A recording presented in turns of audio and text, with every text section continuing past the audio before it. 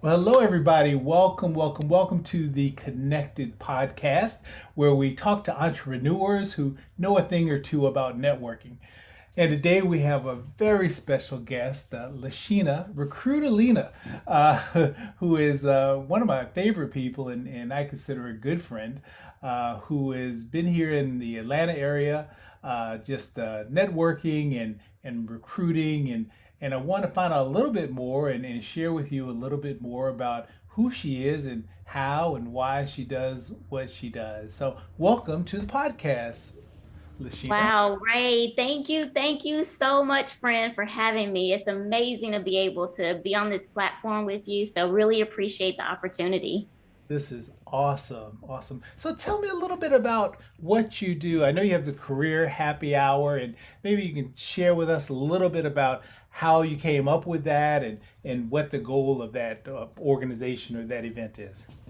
Yes. So Career Happy Hour is a podcast that I have weekly that I started during COVID, like a lot of things that has started during COVID, right? Yeah. And the basis of everything that I've done in my career as a recruiter that I then turned to an employer brand leader, all of that I've learned working with candidates, working with hiring managers. I really wanted to be able to have an opportunity to share that with the world because I think there's just so much unknown that goes on in that whole recruiting process or getting promotions or going through a layoff. And I said, well, how is it that I can get this information out to the world with, for it to be free? Because a lot of times, those things are very costly to get that information from an expert. So I started Career Happy Hour. And at the same time, I wanted to be able to give back to the community, to be able to give a platform for other career professionals as well as entrepreneurs, as well as aspiring entrepreneurs, to be able to be what I call recruitable, visible, and profitable. And all of that goes into your platform, right? Which is why I love talking about networking, because networking is at the heart of all of that. Yeah. So I'm really so appreciative for being able to have that platform for Career Happy Hour to be out there for everyone to be able to access and to get all of the nuggets and all of the special guest co-hosts that I'm able to talk to on a weekly basis. Oh, that is so cool. So cool. And I know you got a lot of interest and a lot of people are excited about what you do. And particularly in this time, because I do find it interesting and actually quite fortuitous that you began this part of your journey during the pandemic. Because one of the outcomes of this pandemic and people are being either forced to or they're deciding to make a change in their career path. Maybe they were working here and working the same place for a long time and either got laid off, or they're saying this is an opportunity for me to try something else. While I'm working from home, I can go back to school and get a degree or get certified. Do you have any particular tips for someone, specifically the folks who are maybe forced to change careers? I talked to somebody today, and he said he was in his 50s and he just got laid off, and what would you tell this person? So it going through a layoff can be such a detrimental emotional roller coaster, because a lot of times, you feel as if you've given your loyalty to this company and they are getting rid of your role, and it makes you almost step back and think, what value did I bring to the company? I know that I was of value, but it makes you feel as if you weren't of value because they no longer have a need for your position, or changes in the organization. So it's a really challenging time, what I call a life-changing event, just like having a baby, moving, moving to another house. All of those things are life-changing events that psychologically takes a toll on you. And so that's where I've really niche down. I say niche, I love niche, but niche down on what the community that I serve is those who have been laid off. because there's so much of that journey for them to unpack. And so I would say for individuals who are going through that, that it is a time to really get out of your own head. You have to get out of your own head because it will bring you down. Um, it will actually detract you from attracting opportunities that Mm, you want and need in that time, because you're so focused on the anger and the hurt and the it's just all of those emotions, which is valid. There is a space for that, but you've got to the quicker you can get on the other side of that, the quicker you can get to attracting the opportunities that you need and you want and you deserve. So that's the number one tip that I would definitely say. no, that is so important. So kind of, get inside yourself, go get out of your head, do that introspection, understand it's not your fault. I think that's what you're saying. And that way you can, move forward with a positive outlook, which is more attractive than when you come at it with a negative outlook because that leaks out. So that's so important. Um, what one thing that I find a lot of folks doing when they're switching jobs, and particularly when they've been let go or laid off, and even when they're still working, they lean on the online services, right? They're so easy, right? ZipRecruiter and Monster and Dice and Indeed and yada yada yada yada yada, and you apply to 1,000 jobs, and you don't get either you get no reply or instantly get told like, did anybody even look at this? How did I get rejected in 3 minutes? What do you do? How do you get a job in today's market with so much opportunity, seemingly so much opportunity, but no real opportunity? Yes, that is a great point, Ray, because there are a lot of platforms out there. There's a lot of commercials that are going on right now, how you can, you know, find the best talent and within 24 hours. And the candidate on the other side, they're thinking, I'm not getting that kind of response in 24 hours. So it is definitely a lot to unpack with your job search. And the number one source for most companies who hire a candidate is a referral. And Mhm. I want to pause right there because the power in understanding that a referral is a number one job source across any of these job platforms. I get it. They're in business, they serve a purpose. Don't get me wrong. But when you think about the number one job source is a referral and how that connects back to networking, therein lies your secret sauce. Because usually, even when you apply to a job, then there's that, oh well, they worked at so and so, who do we know who worked at so and so? And these are all things that are happening behind the scenes, right? Like, not necessarily as a recruiter, but that goes on in the interview process where it's who knows this person, who can validate that this person is, as Ray talks about, how do you say it, that you know them, like them, and Right. trust them, Yes. because there's a lot of money, a lot of investment that goes into recruiting new talent. And so you want to be able to get your ROI, your return on investment in that hire. And if you know someone who knows someone who can say, this person is this is a good person. They're going to come in, they're going to do right by you, they're going to do their job. You can trust them to do a great job. Guess who's going to get that job? That That's referral. so powerful. And the statistics hold that up. I read recently LinkedIn did a survey, and 85% of people who have jobs today got their job through a referral. Somebody recommended them for this role. When you think about 85%, it just makes sense that you should know people, right? And I think that's really where our message comes from, and what you do with your happy hour and what I do with showing people how to network in that building those relationships that last a long time. Most Mm-hmm. people think of networking as just exchanging business cards. Let me get your number. Let me get your number. That's part of it. But the relationship a lot of times bears fruit 10 years from now. Yes.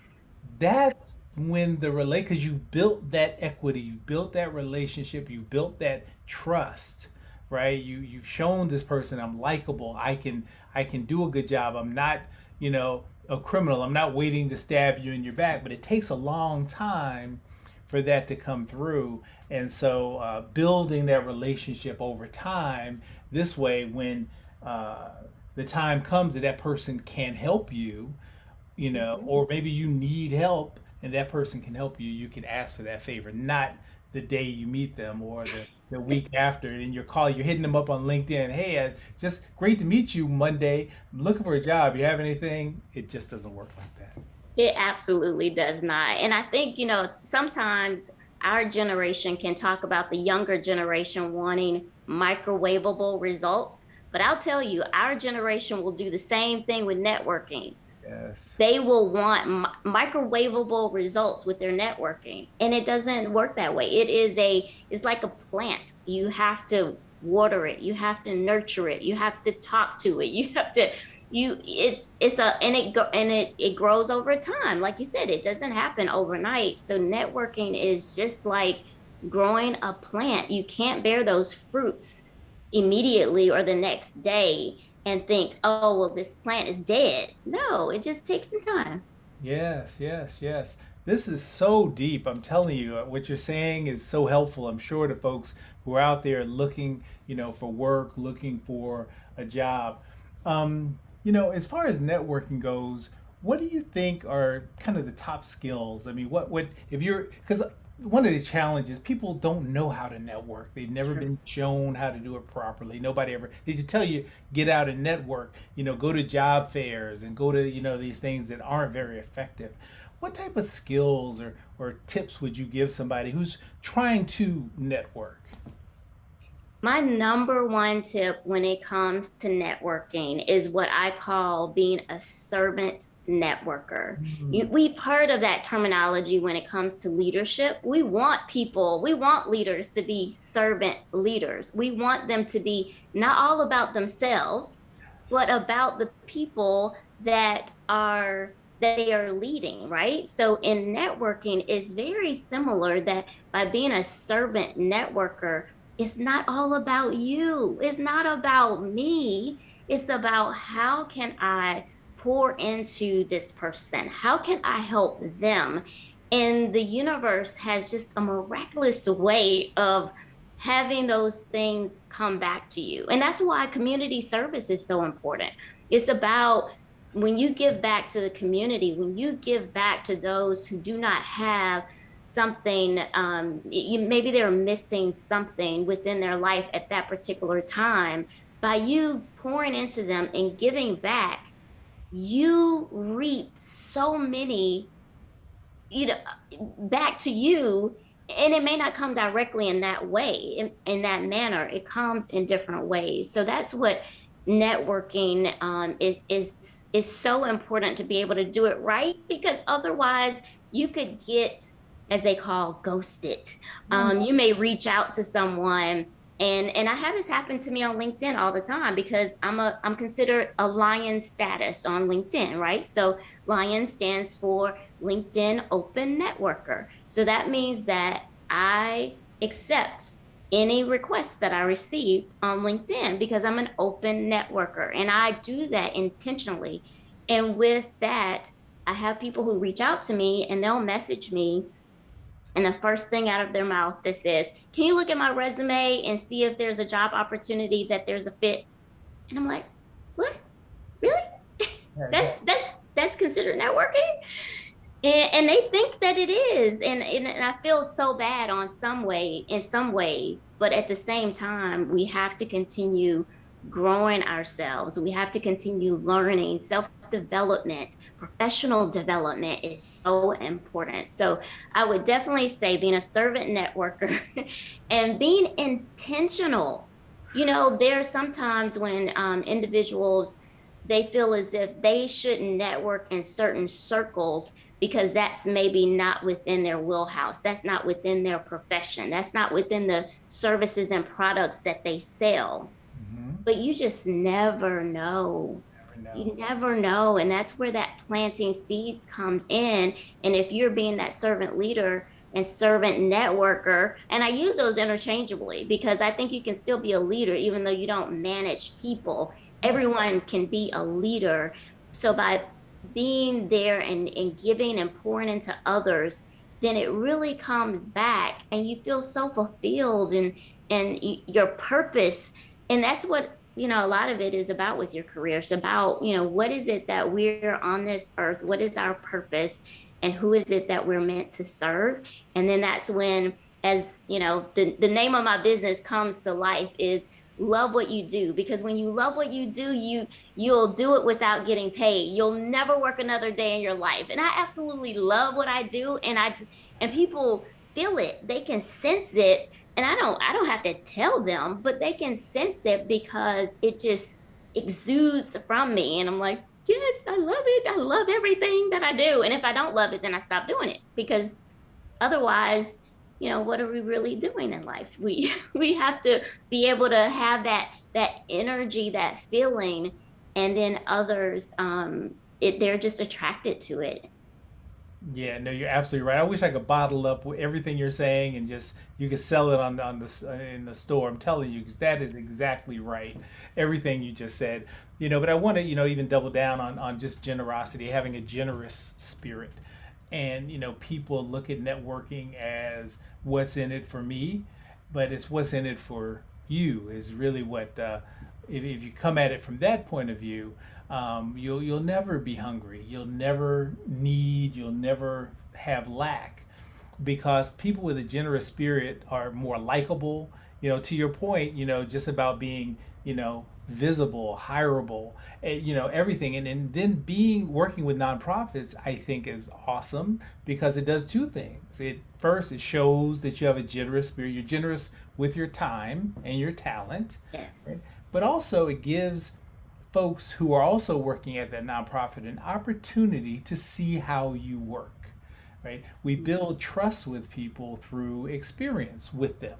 There's no way I can know if I can trust you or not until I have trusted you, Yes. right? And so, in working in any type of environment, whether it's work or a hobby or a nonprofit, that work it allows people to trust you, that you're going to show up on time, that you're going to do what you said you were going to do, that you're going to get the results that you were expected to get, and those type of things build trust. So when you get into a situation where it is about employment, so it's a job for pay, those people can, to your point, recommend you, or refer you because they've seen what you can do. Even if it's not at work, they've seen what you can do. So do that. That's so awesome. Because those talents translate, right? So just because you're not necessarily doing that exact job, I talk about, it's not necessarily about what you do, but how you do it. Because if you have a stack of resumes of 50 people, and that is on average how many people might apply to one job, that you look at that job posting and think, oh, that is the perfect job for me. I have all of the qualifications. I have to be one of the shortlisted candidates. No, it's maybe 50 others that are just like that, that have that functional experience of what you do.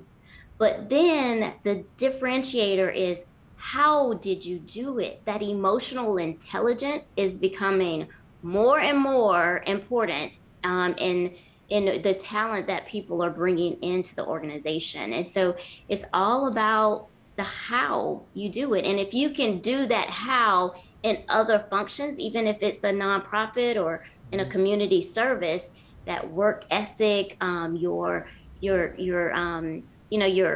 how you handle yourself, how you treat others. There's been that where people have, not gotten a job because of how they've treated the receptionist when they first, came into the interview. It's how you show up that makes so much more a differentiator than a lot of times the what. Absolutely, absolutely. Well, good stuff, LaShena. Well, we're getting close to the end of our time. When you give you an opportunity to tell folks how they can find you and how you can help them and whatever you want to talk about. Oh my gosh, Ray, I so appreciate this. I can't believe time just flies by, Yeah. but I would love if everyone could connect with me on all social media platforms under It's Recruitalina. So that is Alina. So it's Recruitalina on all platforms. And then you can find all of the other platforms that I'm on from there. As Ray mentioned, I have Career Happy Hour, but you can also get access to that from my it's Recruitalina platforms. And just really appreciate being able to network and connect with you, Ray, and anyone out there. Like I said, I'm on LinkedIn. Please connect with me there. If there's anything that you need to help you in your career, or if you're laid off and you're overwhelmed in your job search, that's my ministry, to be able to help you to get back to work and loving what you do. And just so grateful for being able to be with you here. Sure. Awesome. Well, LaShena, thank you so much. Look forward to working with you and talking to you again in the future. This has been great. Thanks again. Thank Bye. you. Oh, I don't want